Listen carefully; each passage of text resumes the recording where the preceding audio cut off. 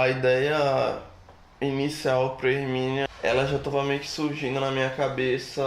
Quando eu terminei o Perpétuo Mobile, eu pensei em fazer, na real, 5 livros dentro do mesmo universo.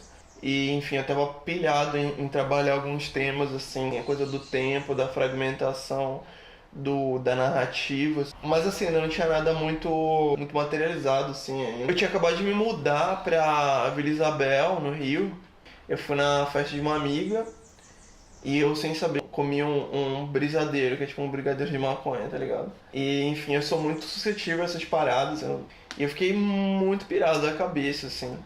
E a minha trip era, tipo, sobre a transcendência, assim, tipo, sobre a totalidade do universo. Que eu tinha que deixar eu fazer parte do universo inteiro.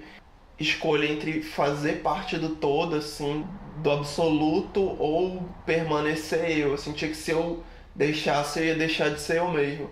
Uma trip de estar doidão comum, assim, eu acho até. Deixei isso de lado e pensei, cara, preciso fazer algo sobre isso.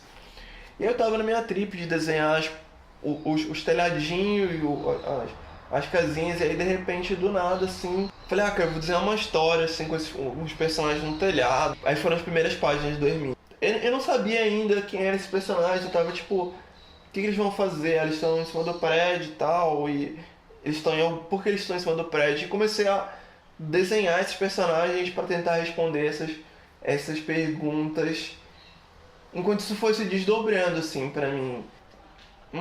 Várias referências foram surgindo, e aí, tipo, comecei a ver coisas sobre o Decameron. Mas eu achei muito interessante a ideia de, cara, tipo, tá rolando a peste negra, assim, tipo, e esses jovens eles só saem e ficam lá, tipo, trocando ideia de boa, assim, contando histórias idiotas, sendo jovens. E isso me interessou muito, assim, a ideia de que, tipo, você consegue, tipo assim, no meio de um evento catastrófico gigante, assim, ser humano e tipo, se importar com coisas idiotas, assim. E isso também, tipo, jogava a coisa do individual e o coletivo, do absoluto e o ego, assim.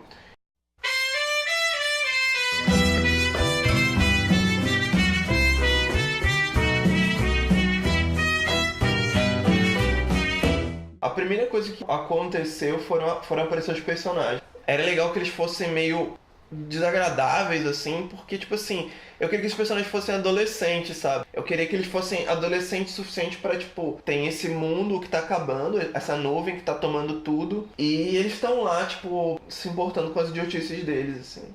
Mas ao mesmo tempo eu não queria que eles ficassem tão adolescentes num ponto que eles não fossem identificáveis, que eles fossem pessoas interessantes, pessoas que têm suas vontades, seus desejos, e que ao mesmo tempo existe essa coisa do mundo que está se desfazendo, assim. Quando tinha uma ideia vaga do que ia acontecer, eu comecei a desenhar um storyboard de tudo que deveria acontecer, assim, uma coisa mais para ter uma ideia do fluxo da imagem. A partir daí, assim, eu fui desenhando o que eu já sentia que estava pronto e fui escrevendo, mais do que um roteiro, eu fui escrevendo alguns diálogos-chave, alguns monólogos-chave. Começo a desenhar esse thumbnail, eu terminei de desenhar os thumbnails e aí eu vou para as páginas. Quando eu vou desenhar os personagens, eu sempre uso referência, tanto para desenhar as poses quanto para imaginar aquele personagem, né? Eu sinto que muita das coisas das linguagens de como as pessoas se vestem, de como as pessoas se mexem, assim, pra mim é uma coisa muito sutil pra eu tentar emular, assim, tipo, da minha cabeça. O traço, assim, que eu vou usar numa determinada história, que eu vou usar num determinado sequência, assim, eu tento olhar muito como outras pessoas fazem, ou mesmo que seja dentro de outra linguagem, assim. Tem muita coisa que eu jogo fora, assim, no meio do processo. Cara, num período de um ano, seus interesses mudam bastante, assim. No Perpétuo Mobile foi um quadrinho que eu aproveitei 99% do que eu fiz, porque a minha ideia era fazer um quadrinho enorme, um quadrinho por aglomeração, assim. No segundo quadrinho que eu fiz, que foi o Pigmaleão, eu tava querendo limar isso. E quando veio Hermínia, pra mim foi muito importante em termos de, tipo, eu sinto que foi o primeiro trabalho mais maduro, porque surgiu o aspecto da edição pensada, externa. ter alguém pra dizer assim, putz, cara, isso pode ser cortado, isso não pode ser cortado, e pra eu chegar e debater com uma pessoa que realmente quer debater, eu querer realmente defender uma cena, não, essa cena vale, aí a pessoa fala, não, essa cena não vale. Aí eu, tipo, tentar entender por que aquela cena vale pra mim, pra, tipo, tentar deixar o quadrinho no essencial, assim. Mas eu acho que ainda sobra muita coisa, ainda falta muita coisa, assim. Tipo assim, às vezes eu corto nos lugares errados, deixo sobrando nos lugares errados. Eu acho que é sempre uma busca, mas é um exercício massa, assim, cortar as coisas. Ou tentar contar coisas que seriam contadas numa cena gigante, assim, com um movimento, assim, com um comentário, com um olhar, assim. É uma coisa que me interessa muito, tentar encontrar na narrativa um meio termo entre você ser didático o suficiente para você contar o que você está contando e esconder o suficiente para você não subestimar o leitor.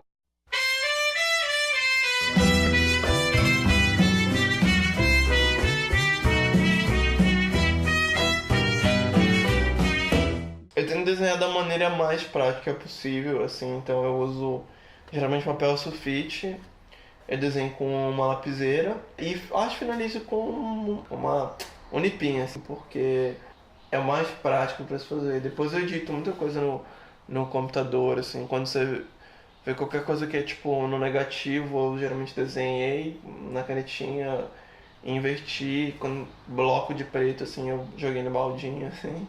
É bem precário, assim mesmo.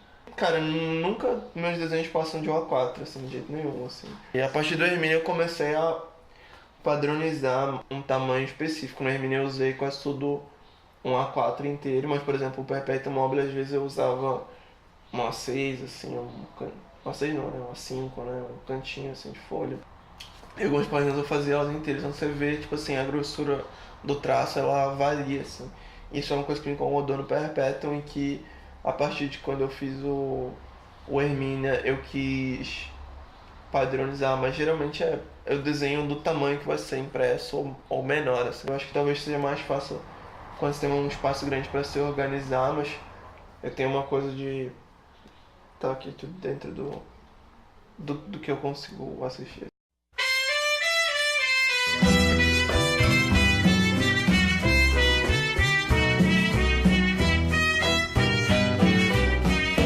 A diagramação acaba sendo um dos elementos mais mal utilizados, assim, de quadrinho, assim. Para mim foi muito importante ter essa consciência desde o primeiro livro, porque eu consegui me guiar para algum lugar, assim. Logo assim que eu terminei o Perpetuum Mobile, assim, eu comecei a ler um livro sobre grid, assim, e aí comecei a odiar muitas coisas, as decisões que eu fiz de diagramação. Mas aí, tipo, esse livro de grid começou a me interessar mais ainda pela diagramação, pela como eu ia guiar o quadrinho, assim, tipo, tentando transformar a diagramação numa escolha narrativa, assim.